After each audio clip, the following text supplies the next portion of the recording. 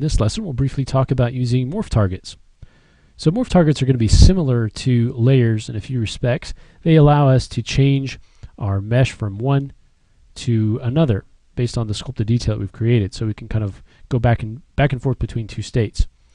So to visualize this, we'll use our main subtool here. Let's, in our tool palette, go down to morph target. And the first thing we'll do is store the current state of our object. So we'll store a morph target. That'll bring up these values. We're going to leave these alone and concentrate on these. So what we want to do now that we've stored this is now we can make those changes to our model. So we can sculpt detail. For instance, in this case, I'm just going to pull out some little spikes here.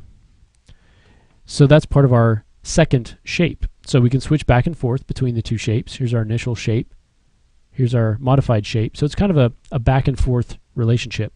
We can also morph between them by changing this morph slider. So if we have one selected, it'll morph to the other, and vice versa.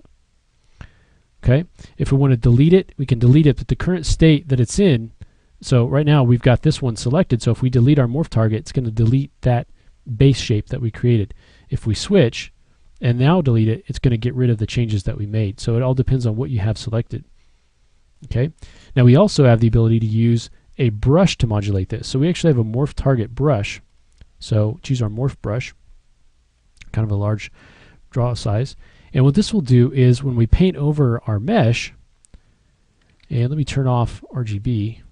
When we paint over our mesh, it's going to allow us, it's going to basically paint in whatever's in that morph target. So we can come in here, and if we want to just bring it in a little bit, we can do that. And what that's doing is, just in those areas where I'm painting, it's saying, okay, in these areas, based on our focal shift, our draw size, our intensity, bring out the detail from that morph target that we have there. Okay. We can also, I'm just holding down Alt, you can push that back in. You can see that's actually going back into the surface. Okay. So it's like taking it like a negative value. So those can be useful, morph targets can be useful as well. You can do those at lower levels if you want to keep your cage a certain shape. You can use morph targets also. Not as much flexibility as using layers, but you do have the ability to use this morph brush to paint in detail from your morph target. Okay, so that's a look at using morph targets really quickly.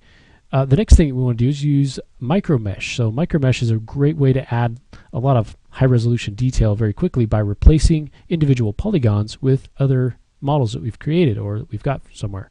So in the next lesson, we'll take a look at using micro mesh to create kind of a great look for our little stand there.